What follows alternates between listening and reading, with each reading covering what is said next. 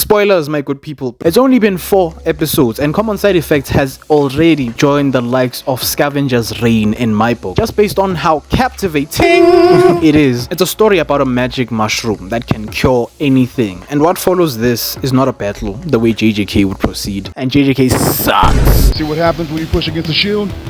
We pull out secret weapons. Nobody's ever seen the double triple. But what follows is the build-up. The show wants you to think about a few things before it plays its best cards. This is Rick, the current CEO of a pharmaceutical company, Rutical. He says this during the planning of an advertisement. No, they're on their own for dry mouth. We don't need some lady choking on an ice chip and suing us. Realistically speaking, I am suing the company if I had myself using their products. Lots of people will take my side because I am freed of the responsibility when choosing to use their product.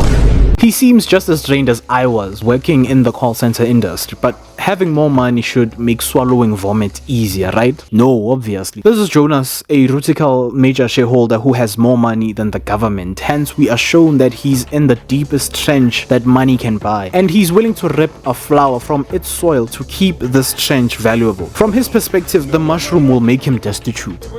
This is Kuso, the man who found the mushroom. So to a lot of people, he is the doomsday. This is the holy trinity. Now when 2 countries are at war, the type of war that involves bullets, that war ends because for one side it is unsustainable. You either run out of bullets or run out of manpower or eventually run out of advantageous landmass. The war you find yourself in is the consumer-seller war, where as the seller, you lose if there is no one buying your product, and as the consumer, you are ridiculed if you can't even buy your date, a can of Coke, and all of that feeds back into the cycle. It is unsustainable for sure because one side loses money, but it never stops because one consumer dies, another is born almost immediately. So what would happen if a product like this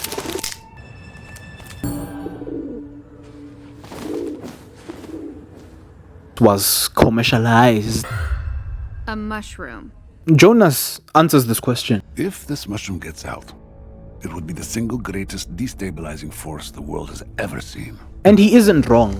Every medical drug you can think of becomes obsolete when this thing drops. Insurance companies taking every penny that they can because you just might get a heart attack. And it doesn't end there. Doctors, clinics, okay, maybe government funded clinics will be fine, but then again, what's losing power is the government's legs, doctors, insurance companies, everything. If the government loses money, what the hell's gonna happen to the public clinics? All of it comes crashing down. And it's not going to be the retribution that you think it will be, because even people at the very bottom are going to have to weather the storm that this shroom will bring, and that's the ace up the show's sleeve, and I absolutely cannot wait to see it. But that's one aspect of the show. There are a lot of characters whose current place in life can probably lead directly back to another economics relationship, like consumers and sellers. Yeah, I know, go back to school, yeah, sure, feel. For example, Capano and Harrington, I don't know who's who. 2 DEA agents are signed to stalk Kuso because he's been branded as a drug dealer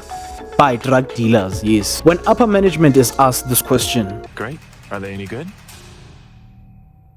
words fail to come to mind. Personally, I don't know. These 2 seem to be very competent, the woman more especially. Personality biased maybe, we are animals of reference after all. They are stuck in a boardroom with a map, and they only get to play with the advanced toys when the budget is right. And this is just a remote camera, by the way. What other equipment does this department lack for daily use of these particular agents? It reminds me of high school because the computers were locked and never open for use, afraid of theft. I think could be the same idea here, which is harmful for growth if anything. Mashallah Kuso, an alleged teacher, a plant scientist, alleged terrorist. I mean, he did avoid landmines in a forest in the dead of night. Twice! There's a whole bunch of stories bouncing back and forth about this guy, but what we know for sure is that he wants to preserve this medicine for human use. He is the only one standing up to big businesses that are polluting the earth for our comfort. But the story pulls a silo, so the pollution is the thing that makes the shroom as they are. Damn.